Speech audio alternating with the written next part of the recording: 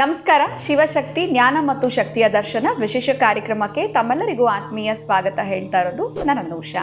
ಇದೇ first time channel ವೀಕ್ಷಿಸ್ತಾ ಇರೋದು ಅಂತಂದರೆ ಈಗ ನಮ್ಮ ಚಾನಲ್ನ ಸಬ್ಸ್ಕ್ರೈಬ್ ಮಾಡಿ, ನಮ್ಮ ವಿಡಿಯೋಸ್ನ ಲೈಕ್ ಮಾಡಿ.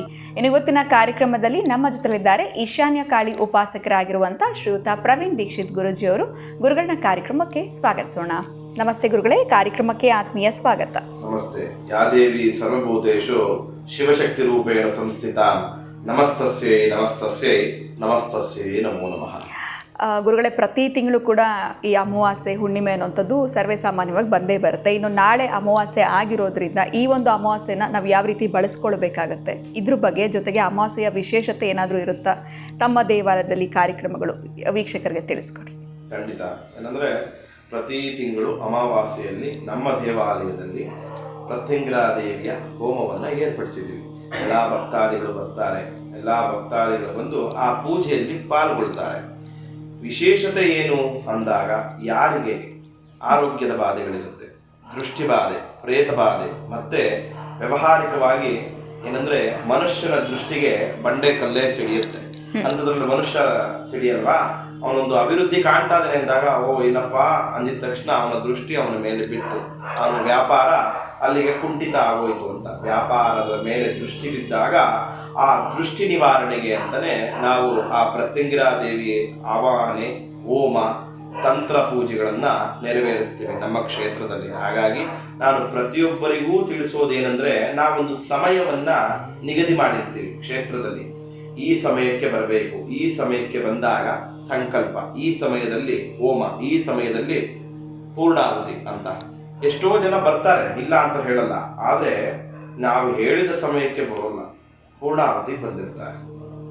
ನಾವೇನಕ್ಕೆ ಈ ಸಮಯಕ್ಕೆ ಬನ್ನಿ ಅಂತ ಹೇಳ್ತೀವಿ ಅಂದರೆ, ಆ ಸಮಯದಲ್ಲಿ ನಿಮ್ಮ ಕೈಯಾರೆ ನಿಮಗೆ ಸಂಕಲ್ಪವನ್ನ ಮಾಡಿಸ್ತೀವಿ ನಾವು.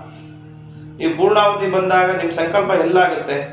ನೀವು ಬರೋದೇ ಆ ಕ್ಷೇತ್ರಕ್ಕೆ ಈ ಕಾರ್ಯವನ್ನ ಆಗಕ್ಕೆ, ನನ್ನ ಮನೋಕಾಮನೆ ನೆರವೇರಬೇಕು ಅಂತ ಬರ್ತೀರಾ.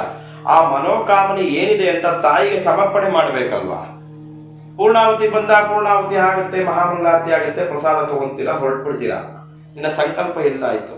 ಹಾಗಾಗಿ ನಾವು ನಿಗದಿ ಮಾಡಿರುವ ಸಮಯದಲ್ಲಿ ನೀವು ಬಂದಾಗ ಖಂಡಿತವಾಗೂ ಆ ಪೂಜೆಯ ಪೂರ್ಣವಾದ ಫಲ ನಿಮಗೆ ಸಿಕ್ಕತ್ತೆ. ಮತ್ತೆ ಪ್ರತಿ ತಿಂಗಳು ನಾವು ಬರೋವರಿಗೆ ಒಂದೊಂದು ಪದಾರ್ಥವನ್ನ ತರಬೇಕು ಅಂತ ಹೇಳ್ತೀವಿ. ಅದೇ ರೀತಿ ಈ ತಿಂಗಳಲ್ಲಿ ನಾವು ಪ್ರತಿಯೊಬ್ಬರಿಗೂ ಹೇಳೋದೇನು ಅಂದಾಗ, ಪ್ರಸಾದವನ್ನ ಮಾಡ್ತೀವಿ ನಮ್ಮ ಕ್ಷೇತ್ರದಲ್ಲಿ ಅಲ್ವಾ. ಆ ಪ್ರಸಾದಕ್ಕೆ ಕೆಲವೊಂದು ಪದಾರ್ಥಗಳು ಬೇಕಾಗತ್ತೆ.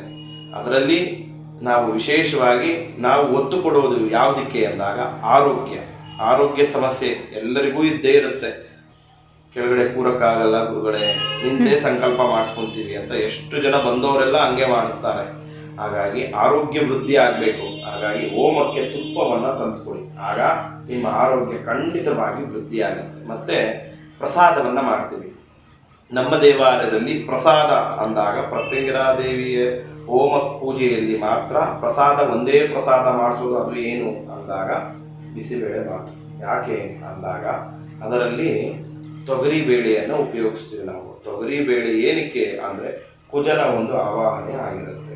ಅಲ್ಲಿ ಯಾರಿಗೆ ಭೂಮಿ ವ್ಯವಹಾರದಲ್ಲಿ ತೊಂದರೆ ಇರುತ್ತೆ, ಮದುವೆ ಆಗ್ತಿರಲ್ಲ, ಮತ್ತೆ ರಕ್ತ ಸಂಬಂಧದ ಕಾಯಿಲೆಗಳಿರುತ್ತೆ, ಅವರೆಲ್ಲರೂ ಕೂಡ ತೊಗರಿ ಬೇಳೆಯನ್ನು ತಂದು ಆ ದೇವಿಯ ಕ್ಷೇತ್ರದಲ್ಲಿ ಸಮರ್ಪಣೆ ಮಾಡಿದಾಗ ನಿಮ್ಮ ಕುಜದೋಷ ನಿವಾರಣೆ ಆಗುತ್ತೆ. ಅದನ್ನು ನಾವು ಪ್ರಸಾದ ರೂಪದಲ್ಲಿ ಭಗವತಿಗೆ ಅರ್ಪಣೆಯನ್ನು ಮಾಡಿ ಎಲ್ಲರಿಗೂ ಪ್ರಸಾದವನ್ನು ವಿತರಣೆಯನ್ನು ಮಾಡ್ತೀವಿ. ಆಗ ಆ ಕ್ಷೇತ್ರದಲ್ಲಿ ಯಾವುದೇ ರೀತಿಯ ನಿಮ್ಮ ಕಾಮನೆಗಳು ಏನೇ ಇದ್ದರೂ ಆ ತಾಯಿ ಖಂಡಿತವಾಗಿಯೂ ನೆರವೇರಿಸ್ಕೊಳ್ತಾರೆ.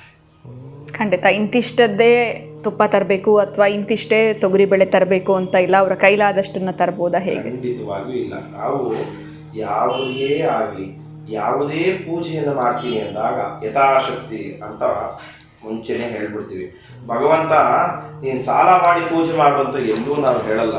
ನಿನಗೆ ಏನು ಶಕ್ತಿ ಕೊಟ್ಟಿದ್ದಾನೋ ಆ ಶಕ್ತಿಯಲ್ಲಿ ಸಮರ್ಪಣೆಯನ್ನು ಮಾಡಿ, ಆಗ ಆ ಭಗವಂತನಿಗೆ ಖಂಡಿತವಾಗಿಯೂ ಅದು ತಲುಪುತ್ತೆ. ನೀನು ಸಾಲ ಮಾಡಿ ಮತ್ತೊಂದಷ್ಟು ಕಷ್ಟಕ್ಕೆ ಗುರಿಯಾಗಿ ನಾನು ಆ ಪೂಜೆಯನ್ನು ಮಾಡ್ತೀನಿ ಅಂದಾಗ ಏನಕ್ಕೆ ಬೇಕು?